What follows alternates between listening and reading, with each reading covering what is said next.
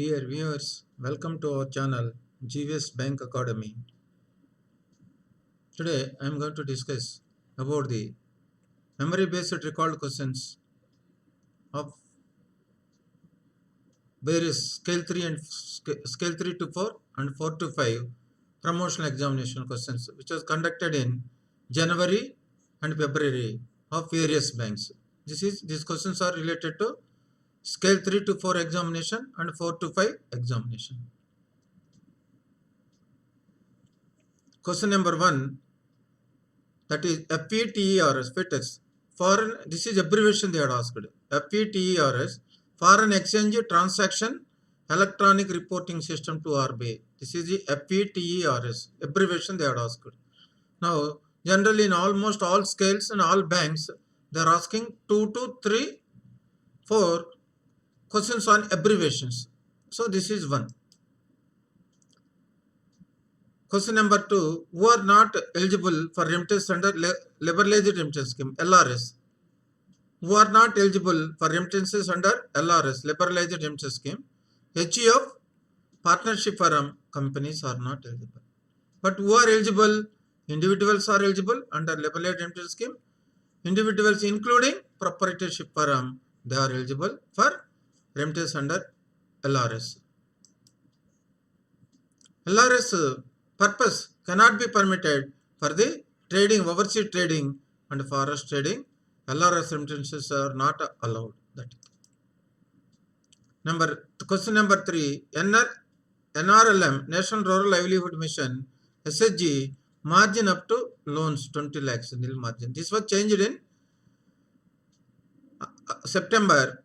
They had changed this central government guidelines. NRLM, the limit SHG loan limit increased to 10 to 20 lakhs. So 20 lakhs, no nil margin. Question number 4, minimum amount of default for companies and limited liability partners to refer the cases to NCLT, National Company Law Tribunal, under IBC code, Insolvency Bankruptcy Code. So 1 crore. With effect from 24/3/2020, for referring the cases against companies and LLPs to NCLT, 1 crore is the default amount. Question number 5, IBC 2016, offenses and penalties related to deals with under chapter 7. This question was asked in 5 to 6, scale 5 to 6 question in one bank they had asked. Offenses and penalties are going to be discussed under which chapter? IBC code chapter number 7. Question number 6, which of the following is not included in Tier 2 capital? Tier 2 capital.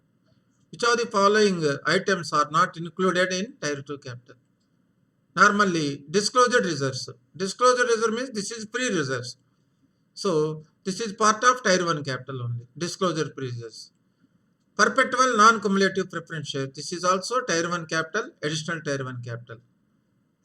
And revaluation reserves are also part of Tier 1 capital. So, these are the 3 not comes under Tier 2 capital. All the 3 elements are coming under part of Tier 1 capital. This is question. Question number 7, Agriculture Infrastructure Fund. Agriculture Infrastructure Fund. All loans under this financing facility under Agriculture Infrastructure Fund will have an interest subvention of 3% per annum. They will get interest subvention 3% per annum, loan up to 2 crores. 3% per annum up to a limit of loan 2 crores. And this subvention is available up to 7 years also. 3% on 2 crores up to 7 years. This is the latest scheme of central government, Agriculture Infrastructure Fund. Further, credit guarantee coverage will also be applicable from CGT MSC. In these loans, CGT MSC cover is also there up to loan 2 lakhs. The CGT MSC fee also will be paid by the government. So, this is very good scheme. Agriculture Infrastructure Fund is a very, very good scheme. Frequent dishonor of checks, 1 crore and above, balances are there. 1 crore and above dishonor of checks, and less than 1 crore dishonor of checks because of insufficient of funds. Each and every bank is having a board approved policy on dishonor of checks. Now this is normally for all banks, these guidelines are there, almost all banks. Dishonor of checks on 4 occasions during the financial year for want of sufficiency of balance, no fresh checkbook should be issued. No fresh checkbook should be issued. Number 2, the bank may also consider closing of the current account if it is a current account. Number 3rd, it is a borrowing account, cash credit and overdraft accounts will be reviewed by appropriate higher authority other than the sanctioning authority. So this is the dishonor of checks. 1 crore and above also almost same policy, and below 1 crore is also same policy. Almost all banks board approved policy is this is the same. So respective bank participants, please see your policy on dishonor of checks by board approved. Question number 9, gold monetization scheme 2015. What is the minimum amount of deposits under this scheme? 30 grams of gold. Maximum no limit. This is minimum 30, maximum no limit. Then at the time of deposit of gold, the purity certificate signed by authorized signature of CPTC, collection and purity testing agencies, they will certify the correctness of 995 fitness gold. They have to certify collection and purity testing agency, they will certify the purity of the gold, they will give the certificate. This is the question number 10, working capital assessment. Working capital, projected turnover, projected annual turnover is 400 lakhs. Projected annual. Margin by promoter, borrower margin is NWC, borrower net working capital is 25 lakhs in the already in the business. What is the bank finance as for annual projected turnover method? Projected turnover method, what is it? Normally, bank finance is 20% of projected turnover. In this case, 20% means 80 lakhs. 400 lakhs into 20, 80 lakhs. Normally, under turnover method, party's margin is 5%. 5% means 400 lakhs into 5 means 20 lakhs. If 20 lakhs party margin is there, bank can give a loan of 80 lakhs. 80 lakhs. In this case, party is having more margin by 5 lakhs. Party's margin is 25 lakhs. Actual required is 20 lakhs only. So party is having 5 lakhs more. Since party is having more NWC, more margin, so to that extent we can deduct from 80 lakhs eligible amount, 400 into 20, 80 lakhs minus excess margin 5 lakhs. He will get only 75 lakhs from bank finance. Working capital under turnover method is 75 lakhs in this example. This is a little bit diversion. That question number 11, senior citizen savings scheme. Senior citizen savings scheme. Other than defense and retired person, what is the age limit to open senior citizen savings account? Which one is correct choice? Age above 55 years, but before 60 years, they can open this account. They can open this account, this senior citizen savings account. Other than defense, retired person, what is the age limit to open means? This is Canara Bank 4 to 5.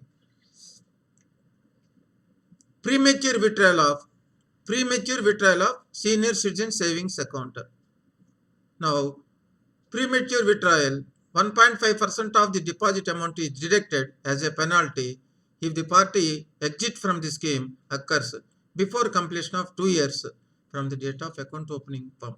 From the date of account opening form, before completion of 2 years, they are withdrawing.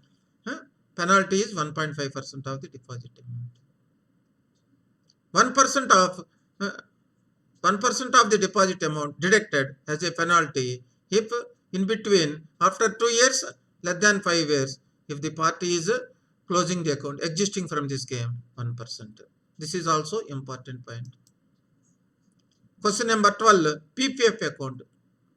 Public provident account, joint account cannot be allowed to open. PPF, joint account cannot. Calculation of net interest margin. Total secured advances are of the bank is 1000 crores. Total secured advances 1000. NPA 150 crores. NPA 150 crores. Average net interest earned. Net interest earned means 12 crores. Net interest earned means interest on advances minus interest on deposits. Net interest means interest on advances minus interest on deposit. That is 12 crores. Average interest earning assets are 900 crores. Out of 1000 crores advances, interest earning assets are 900 crores. Now, how net interest margin is going to be calculated? NIM, NIM. Net interest margin is equal to net interest income, that is 12 crores. Net interest income 12 crores divided by average interest earning assets 900 crores into 100, that is 12 by 900 into 100, that is 1.33%. NIM of the bank is 1.33. This question they are asking almost all the banks. What is meant by net interest income? What is meant by net interest margin? How it is going to be calculated? So, general question, simple question, almost in all scales they are asking.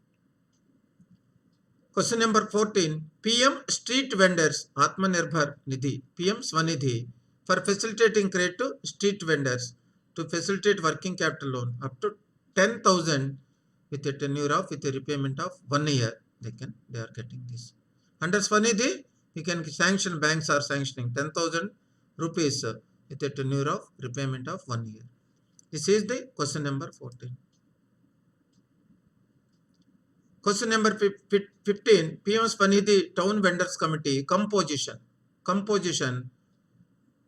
Examination they are asked in that one bank examination. What is the representatives from street vendors? 40%. So now we am covering, this is the composition of Town Vendors Committee. Town Vendors Committee. Municipal Commissioner or Chief Executive Officer of Urban Local Body as chairperson. He will chair the meeting. 50% of the members, out of 18, 15 members of the members, including chairperson, representing various local authority departments, police official, and street vendors and traders association. Street vendors and traders association, that is, this is from representatives from local authority, police department, street vendors association, and traders association. This is 40% of the members representing only from street vendors. 40% of the members representing street vendors, and 10% of the members nominated from NGOs, community-based organizations. This is the composition of PM Swanidhi Town Vending Committee composition. This question in the examination they were asked, what is the percentage of representing street vendors? 40%. Question number 16. Collateral management policy. This is loan policy, respect to banks loan policy. Under collateral management policy, what matters, what items are going to be covered? This is called collateral management policy. Normally, any bank collateral management policy regarding search report of the collateral securities. Legal title search report. Then one, valuation report. Normally approved independent values report. Number 2, as per policy, document you have to conduct. Document vetting. After sanction of loan, within a prescribed time, the documents are to be verified by the bank's internal official or law officer or panel advocate. That is document vetting. And insurance. Whether the assets are properly insured or not. That is the, so this covers under collateral management policy. Wider. Loan policy point. Wider point. This is the question number 17. Social infrastructure priority sector amount. And what is the purpose? Bank loans up to a limit of 5 crores for borrower for setting up of schools. Social infrastructure loans up to 5 crores for setting up of schools, drinking water facilities and sanitation facilities, including construction and refurbishment of household toilets. and water improvement at a household level. This is the definition as by RBI circular. Now, sometimes they are asking this point also. Now, we are all reading what is the infrastructure limit, social infrastructure loan amount 5 crores. No. Now, they are asking, along with this, what is the definition? So, deep reading of priority sector circular is important for all skills. Deep reading. Each and every point of the September 4th RBI circular is priority sector. Each and every point, deep study, deep reading is required. And loan up to a limit of 10 crores for borrower for building healthcare facilities, including under Ayushman Bharat in Tier 2 to Tier 6 centers. This is about the social infrastructure. Amount everybody knows, but the facilities you have to know clearly. That is. Now, question number 18, real estate exposure. Real estate exposure means loan to real estate sector to the extent of secured by commercial real estate activities. Residential housing. Commercial real estate, residential housing. What is the risk weight? 75%. So, commercial real estate, residential housing, what is the risk weight for capital adequacy purpose? 75%. Another question, commercial real estate, 100% risk weight. Commercial real estate, 100%. Commercial real estate, residential housing, 75%. That is 18. And one or two questions, in one or two banks they are asked, what is the provision on standard assets of commercial real estate? Provision on standard assets of commercial real estate, 1% of outstanding amount.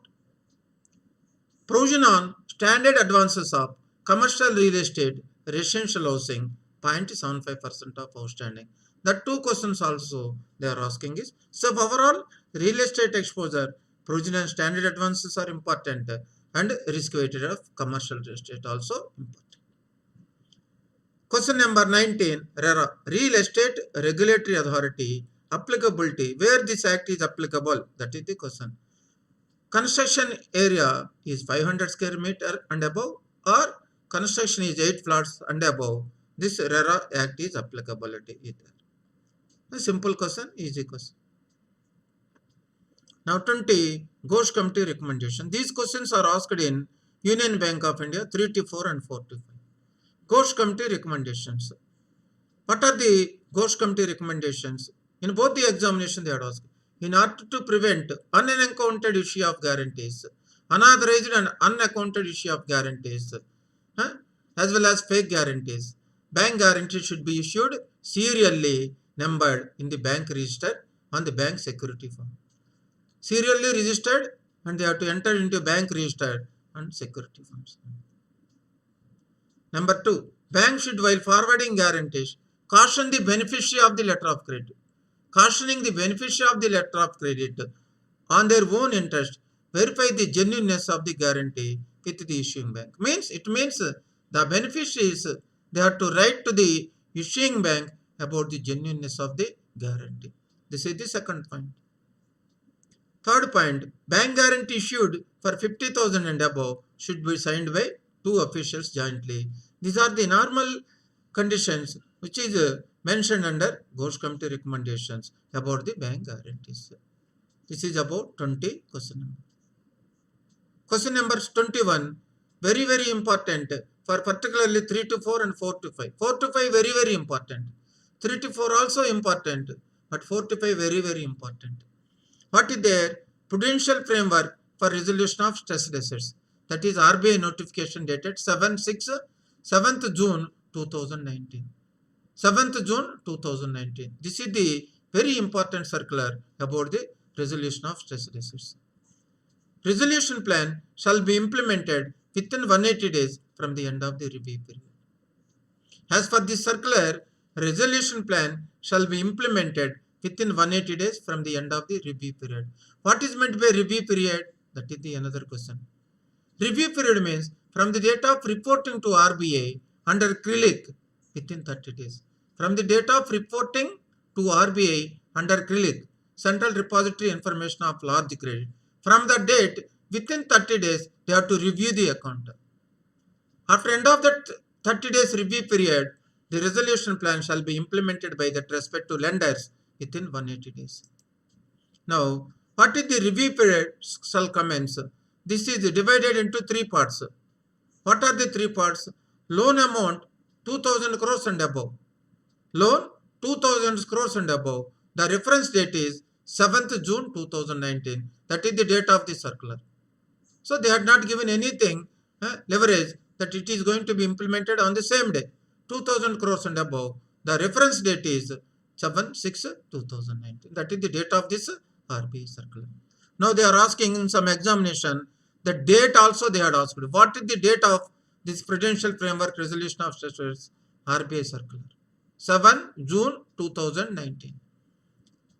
So 2000 crores, date of the circular, above 1500 crores and less than 2000 crores, 1st January 2020 is the review period commencement date. Review period commencement date is 1st January 2020. Less than 1500 crores advances not announced in due course. RBI so far the date was not announced. This is about the review period announcement. Cutoff period is 2000 crores and above 7th June 2019 onwards. The review period is starting. More than 1500 crores, less than 2000 crores advances are 1st January 2020. Less than 1500 crores yet to be announced. At the time of this resolution plan, during the review period of 30 days, that is from the date of reporting under click to RBI, within 30 days, they have to enter into inter-creditor agreement, ICA, inter-creditor agreement.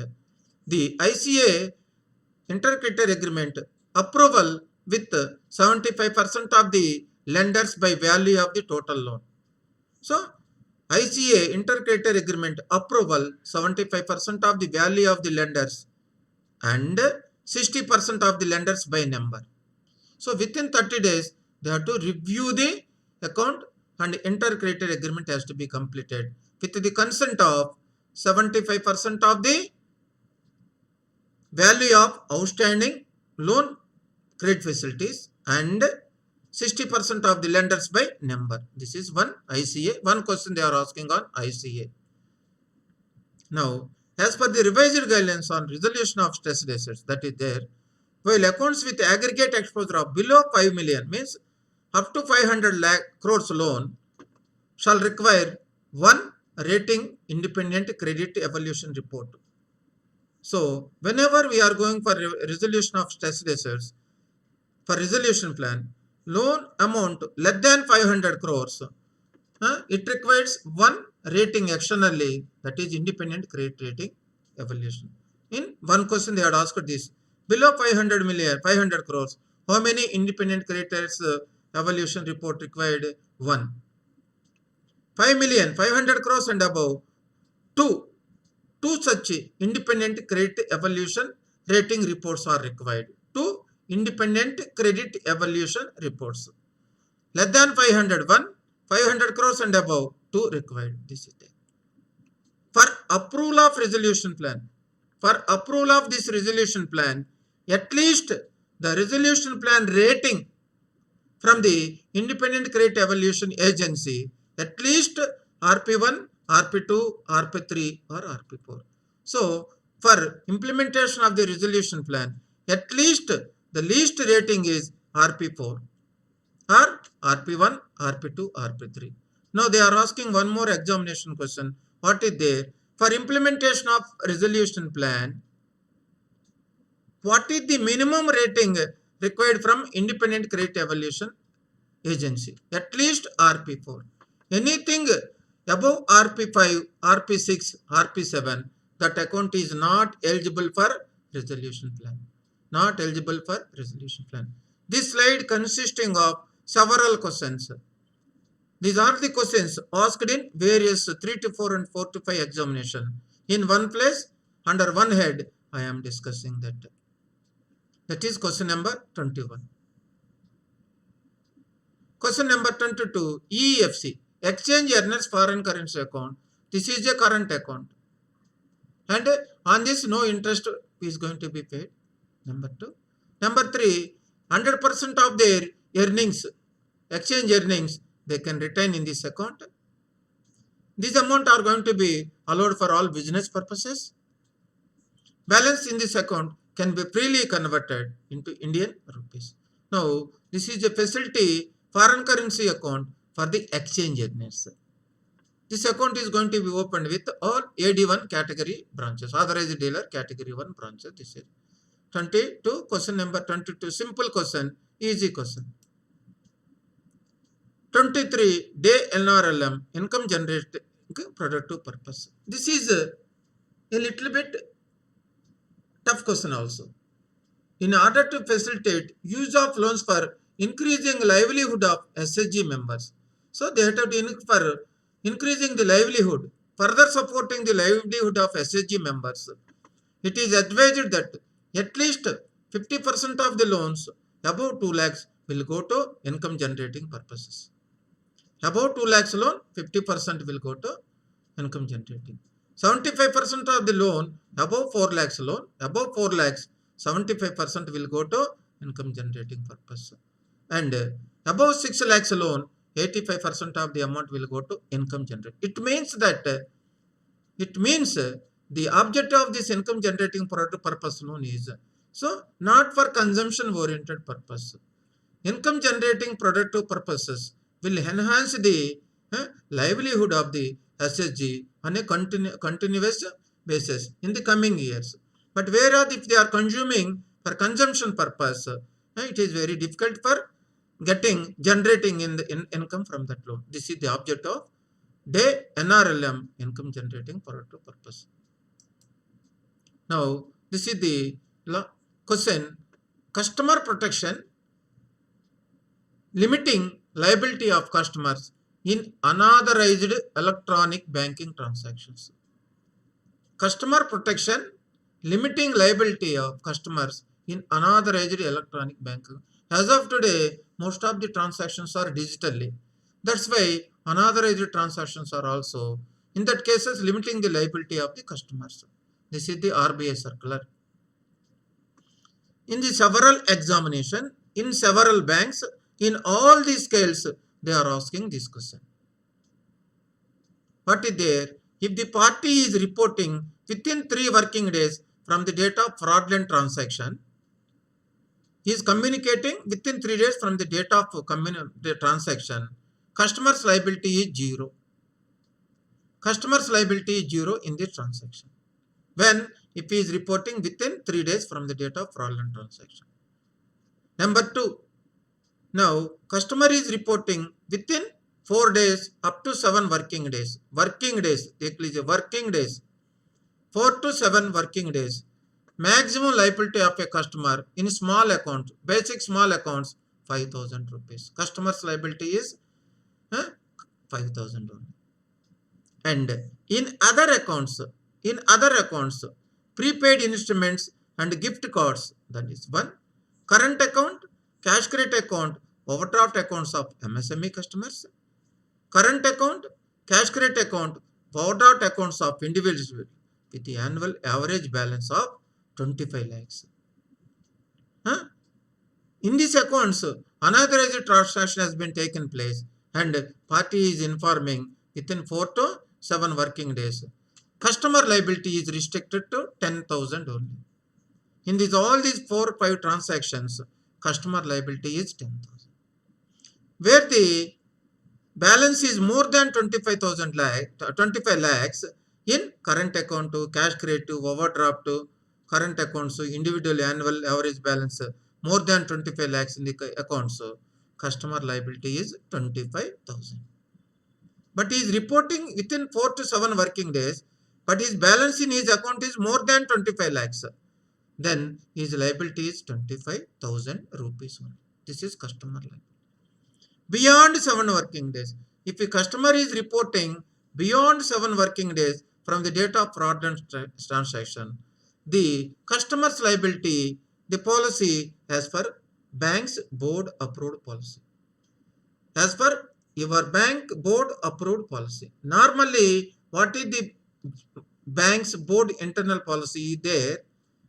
Beyond 7 working days, as per bank board approved policy, any unauthorized transaction is taken place from the date of reporting. From the date of reporting, any other unauthorized transaction has been taken place. To that transaction only bank is liable. Remaining other transactions, bank is not liable.